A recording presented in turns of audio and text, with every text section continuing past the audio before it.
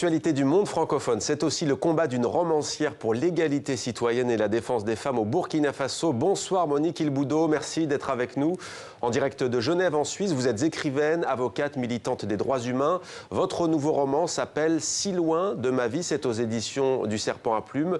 Ça sortira en librairie le 3 mai prochain. Alors vous participez en ce moment au Salon du Livre de Genève, c'est à Palexpo jusqu'au 29 avril.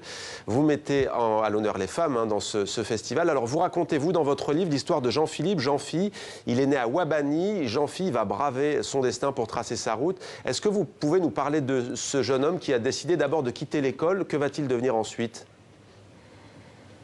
Bonsoir et merci de m'inviter.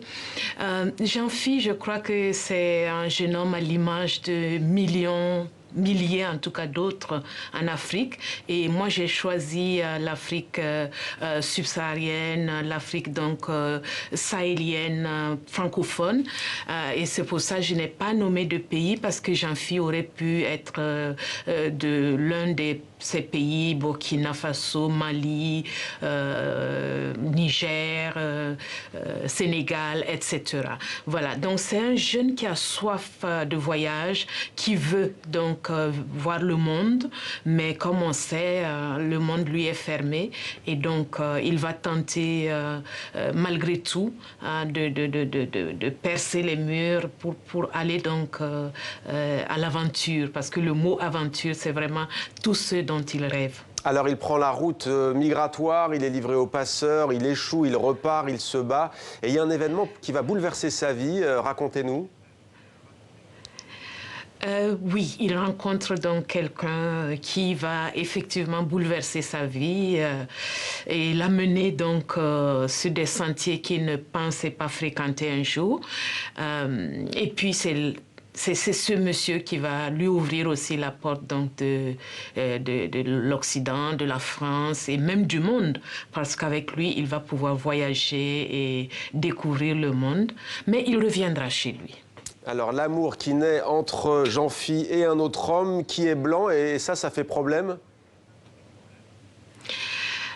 Oui, même entre noirs, je crois que cette question aujourd'hui est encore assez tabou dans nos pays, hein, au Burkina en particulier, mais aussi dans d'autres pays à côté, même si de plus en plus, il y a des gens qui osent en parler et qui osent donc, peut-être encore timidement, mais osent revendiquer donc le droit d'exister et d'être des citoyens comme les autres. En fait, moi, c'est un peu comme le combat pour les femmes aussi, hein, parce que je pense qu'il faut respecter la liberté des gens, il faut respecter leurs droits fondamentaux, et puis pour le reste, on est égaux et on se bat et on essaye donc de construire nos pays, mais pour tout ce qui est du privé, qu'on essaye de respecter la liberté de chacun. On va revenir aux femmes. Pourquoi est-ce que vous avez décidé de briser le tabou de l'homosexualité au Burkina Faso et vous l'avez dit plus généralement en Afrique subsaharienne?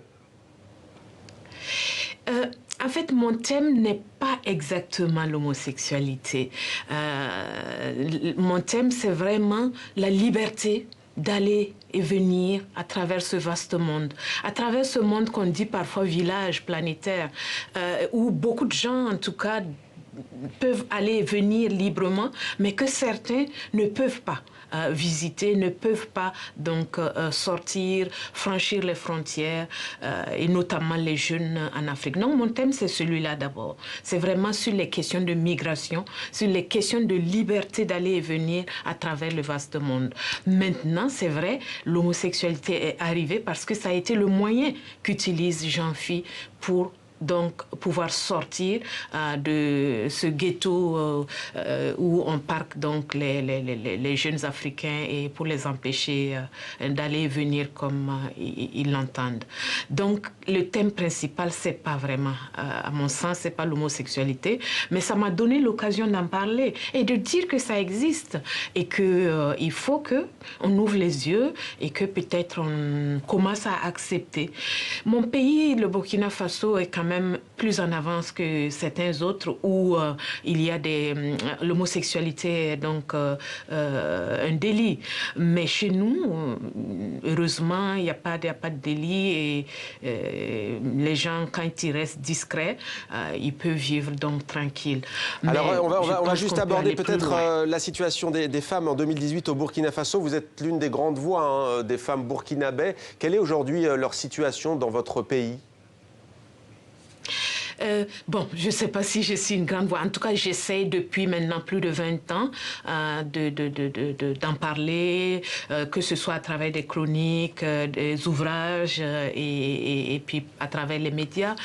Et aujourd'hui, je pense, et même depuis 20 ans, on peut dire que les textes sont quand même assez progressistes. Hein. Les textes, que ce soit la Constitution, le Code des personnes et de la famille et d'autres, reconnaissent l'égalité de droits entre hommes et femmes. Donc, ce n'est pas ça le principal problème.